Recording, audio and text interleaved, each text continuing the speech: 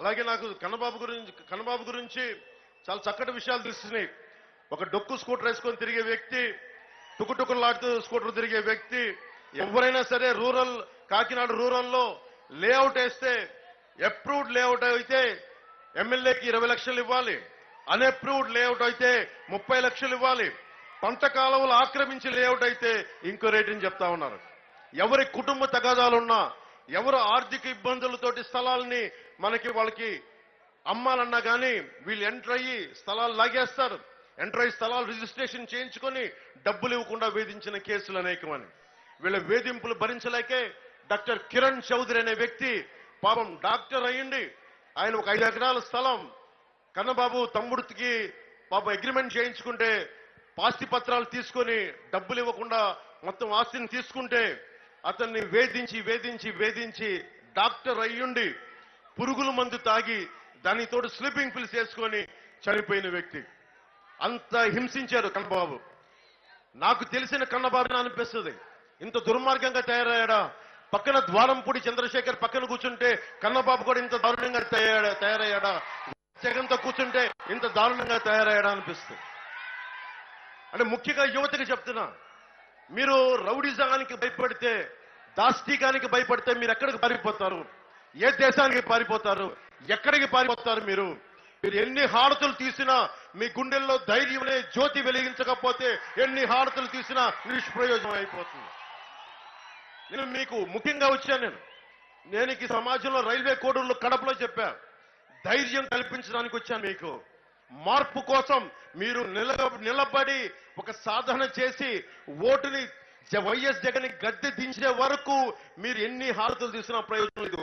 YS Jagan గద్దె దించే వరకు మీరు అవిరామంగా మీరు కష్టపడాలి. దానికి నేను దశాబ్దం నుంచి నేను ఈరోజు ఒకటే అడుగుతున్నా మిమ్మల్ని, దశాబ్దం నుంచి నేను 72 కోట్లు 73 కోట్లు ట్యాక్స్ కట్టానంటే నా సంపాదన 200 కోట్ల రూపాయలు ఈ 5 సంవత్సరాల్లో. అంత సంపాదించగలను నేను. మేబీ నేను మన జూనియర్ ఎన్టీఆర్ గారు అంత పెద్ద నటుడిని కాకపోవచ్చు, ప్రభాస్ గారు అంత పెద్ద నటుడిని కాకపోవచ్చు, చిరంజీవి గారు అంత పెద్ద నటుడిని కాకపోవచ్చు, రామ్ చరణ్ అంత పెద్ద నటుడిని కాకపోవచ్చు, కానీ వారికి నాదైన బలం ఉంది. నేను ఇంత డబ్బు సంపాదించి కూడా ఎందుకు రోడ్ల మీద తిరుగుతున్నానంటే నాకు భయం ఏముందంటే ఈ నేల కోసం కష్టపడే కొంతమంది వ్యక్తుల సమూహం కావాలి. 30,000 మంది ఆడబిడ్డలు అదృశ్యం అయిపోతే ఈ రోజు వరకు దాని మీద ముఖ్యమంత్రి ఒక ప్రకటన చేయడు, మాట్లాడు. ఇలాంటి ఎన్ని దారుణాలు చూస్తా ఉంటే నాకు బాధ. ఈ ఉన్నటువంటి చిన్న ఎన్టీఆర్ దగ్గరికి వెళ్ళి కాళ్ళు పట్టుకుని అతన్ని తీసుకొచ్చి మీరు గుడ్డిగా ఆలోచన లేకుండా ఈ దొంగ ఎన్టీఆర్ కుటుంబానికి ద్రోహం చేసినటువంటి ఈ దొంగ చంద్రబాబు నాయుడు ఈరోజు జూనియర్ ఎన్టీఆర్ని ఐటీడీపీ సోషల్ మీడియాలో తిట్టిస్తూ ఉంటారు. చంద్రబాబు నాయుడు భార్యను మేము తిట్టామని చెప్పి పబ్లిసిటీ చేసుకున్నాడు, 7 సైడ్ శోకాలు పెట్టాడు. ఎన్టీఆర్ ఏమని చెప్పాడు? ఈ దేశంలో కానీ ఈ రాష్ట్రంలో కానీ మహిళలను గౌరవించడం సాంప్రదాయం, మహిళలను గౌరవించడం మనకి సాంప్రదాయంగా వస్తుంది. రాజకీయాల కోసమో ఇతర అవసరాల కోసమో మహిళల జోలికి వెళ్తాం మంచి పద్ధతి కాదు. ఇటువంటి వాటిని నేను ఖండిస్తున్నానని చెప్పాడు. మహిళలంటే ఈ రాష్ట్రంలో ఉన్నటువంటి మీ భార్యలు, మీ అక్క చెల్లెళ్ళు, మీ తల్లులు అందరూ కూడా ఉంటారు. అందరినీ ఎవరైనా సరే, ఆవిడ భువనేశ్వర్ కావచ్చు, లేకపోతే ఇక్కడ ఈ గ్రామాల్లో ఉన్నటువంటి ఆడపిల్లల కావచ్చు, ఎవరినైనా గౌరవించడం మన సాంప్రదాయం. అటువంటి జరగకుండా ఉండాల్సినటువంటి అవసరం ఉందని చెప్పి ఎన్టీఆర్ చెప్పాడు. దానికి ఏముంటారు? భువనేశ్వర గారి పేరు చెప్పి ఖండించలేదని చెబుతారు. ఎన్టీఆర్ని బండబూతులు తిడతాం. ఎన్టీఆర్ పేరు మీద ఉన్నటువంటి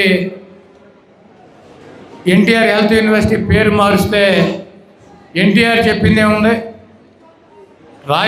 ఎన్టీ రామారావు, రాజశేఖర రెడ్డి గారు స్వయంగా ప్రజల్లో పేరు ప్రఖ్యాతులు తెచ్చుకున్నటువంటి గొప్ప నాయకులు.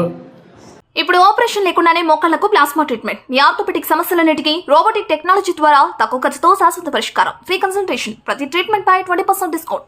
ఈ ఆఫర్ కొద్ది రోజులు మాత్రమే. త్వరపడండి. V9 hospitals 9281465842.